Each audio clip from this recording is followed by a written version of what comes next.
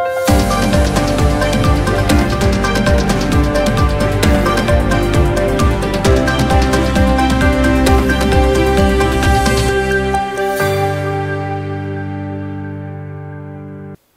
मी प्रियंका. शंखनाद न्यूज चॅनलच्या मराठी बातमीपत्रात आपलं स्वागत करते. पाहूयात आजच्या काही मुख्य बातम्या.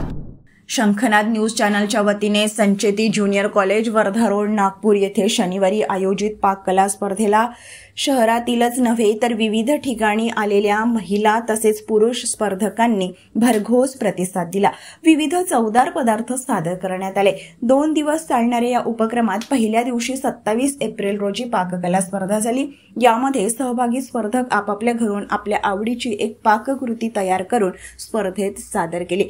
यात उत्कृष्ट ठरणाऱ्या पाककृतींना आकर्षक बक्षीस आणि भेटवस्तू देऊन गौरव करण्यात येणार आहे.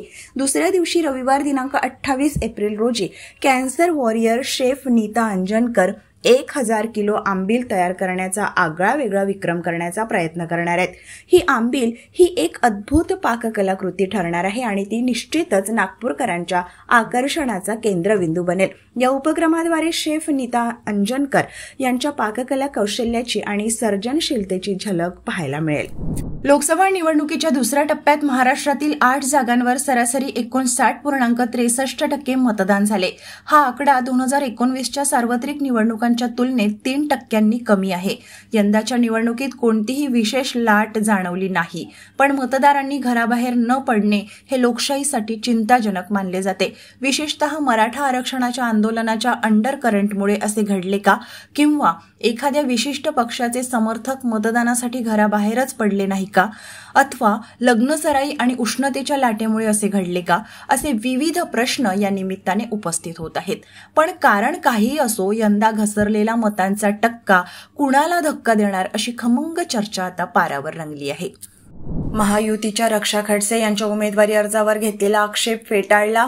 रावेर लोकसभेच्या महायुतीच्या भाजप उमेदवार रक्षा खडसे यांच्या उमेदवारी अर्जावर 26 एप्रिल रोजी एका अपक्ष उमेदवाराने निवडणूक निर्णय अधिकारी यांच्या दालनात लेखी अर्ज देऊन आक्षेप घेतला. परंतु आक्षेप घेताना पुरावे सादर न केल्याने सदर आक्षेप फेटाळण्यात येत असल्याचे निवडणूक निर्णय अधिकारी यांनी निर्णय दिला आहे. वीज चोरी विरोधात कठोर भूमिका घेत महावितरणच्या नागपूर परिमंडळाने 2023-24 मध्ये तब्बल 4050 वीज चोऱ्या उघडकीस आणल्या. यात बेकायदेशीर वीज वापर, वाढीव वीज भार आणि चुकीच्या वीज दराची 334 वीज वाहिनीवर आकडा टाकून वीज चोरीची 2024 तर वीज मीटरमध्ये फेरफार आणि अन्य प्रकारच्या थेट वीज चोरीच्या 1692 प्रकरणांचा समावेश आहे. या सर्व प्रकारातून झालेल्या वीज चोरीचे मूल्य तब्बल 7,20,44,000 असून या सर्व प्रकरणात 149 वीज चोरांविरोधात भारतीय विद्युत कायद्यानुसार गुन्हे दाखल करण्यात आले आहे. भाजपचा उत्तर मध्य मुंबई मतदारसंघातील उमेदवार अखेर ठरला आहे. केंद्र व राज्यातील या सत्ताधारी भगव्या पक्षाने या मतदारसंघातील विद्यमान खासदार पूनम महाजन यांचा पत्ता कट करत ज्येष्ठ विधिज्ञ उज्ज्वल निकम यांच्या गळ्यात उमेदवारीची माळ घातली आहे. आता लोकसभा निवडणुकीत त्यांचा सामना महाविकास आघाडीच्या काँग्रेस उमेदवार वर्षा गायकवाड यांच्याशी होईल. निकम यांच्या उमेदवारीने या मतदारसंघात अतितटीची लढाई होण्याची शक्यता व्यक्त केली जात आहे. सातारा लोकसभा मतदारसंघातील महाविकास आघाडीचे उमेदवार शशिकांत शिंदे यांना अटक करण्याचा प्रयत्न झाला तर आम्ही सहन करणार नाही. साताराच नव्हे तर अवघ्या महाराष्ट्रातील जनता या अन्यायाविरोधात पेटून उठेल असा निर्वाणीचा इशारा राष्ट्रवादी काँग्रेस शरदचंद्र पवार पक्षाचे अध्यक्ष शरद पवार यांनी शनिवारी राज्य सरकारला दिला. शरद पवार यांची शनिवारी साताऱ्यातील दहिवडी येथे प्रचार सभा झाली. यावेळी ते बोलत होते. पश्चिम बंगालच्या मुख्यमंत्री ममता बॅनर्जी जखमी झाल्या. त्या प्रचारासाठी दुर्गापूरला गेल्या होत्या. हेलिकॉप्टरमध्ये चढताना त्यांचा पाय घसरला. याआधी 14 मार्च रोजी कोलकाता येथील घरात पडून त्या गंभीर जखमी झाल्या होत्या. तेव्हा त्यांच्या कपाळावर गंभीर व खोल जखम झाली होती. त्यांना SSKM रुग्णालयात नेण्यात आले. तेथे त्यांना काही टाके पडले होते. आता पुन्हा दुसऱ्यांदा हा अपघात घडला. ऑरोबिंदो रियालिटी इन्फ्रास्ट्रक्चर लिमिटेडच्या पानवडाळा, टाकळी, जेना, बेलोरा, डोंगरगाव, खडी, किलोनी, कांसा, शिरपूर, उत्तर व दक्षिण कोळसा खाणीकरिता OBC व अन्य प्रकल्पग्रस्तांना त्यांचे न्याय हक्क मिळवून दिल्याखेरीज स्वस्थ बसणार नाही असा निर्धार राष्ट्रीय मागासवर्गीय आयोगाचे अध्यक्ष तथा पूर्व केंद्रीय गृहराज्यमंत्री हंसराज अहिर यांनी व्यक्त केला. टाकळी, जेना, बेलोरा कोळसा खाण प्रकल्पग्रस्तांच्या भद्रावती तालुक्यातील पानवडाळा येथे दिनांक 26 एप्रिल रोजी पार पडलेल्या संवाद सभेत उपस्थित शेकडो प्रकल्पग्रस्तांना संबोधित करताना ते बोलत होते।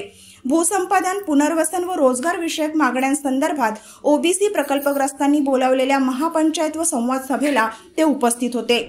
मानवी जगण्याचा आधार असणारे पाणी, हवा आणि माती हे घटक शुद्ध व शाश्वत ठेवण्यासाठी समाज आणि कृषी क्षेत्राच्या परस्पर समन्वयातून महाबीजोत्सव व्हावा अशी भावना प्रगतिशील शेतकरी सुभाष शर्मा यांनी शनिवारी येथे व्यक्त केली।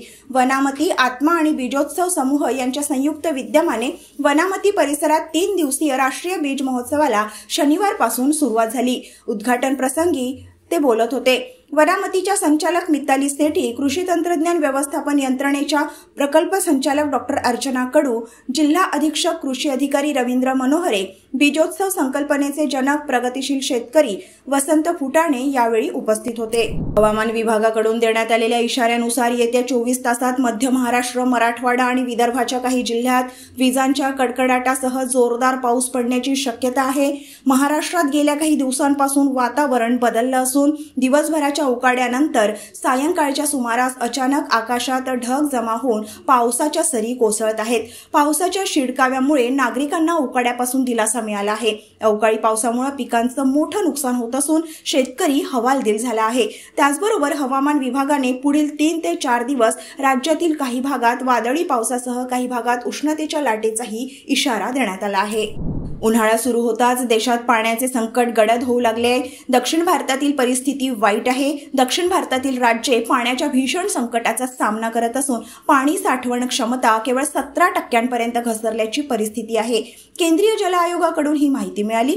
दक्षिण भारतातील राज्यांमध्ये आंध्र प्रदेश, तेलंगणा, कर्नाटक, केरळ आणि तामिळनाडू यांचा समावेश होतो। दक्षिणेकडील जलाशयांमधील कमी साठवण पातळी, या राज्यांमधील पाण्याची टंचाई आणि सिंचन, पिण्याचे पाणी आणि जलविद्युत यांच्यासाठी संभाव्य आव्हाने दर्शवत आहेत। तर हे होतं आजचं बातमीपत्र। पुन्हा भेटूयात पुढील बातमीपत्रात। तोवर बघत राहा शंखनाद, आवाज सत्याचा। नमस्कार।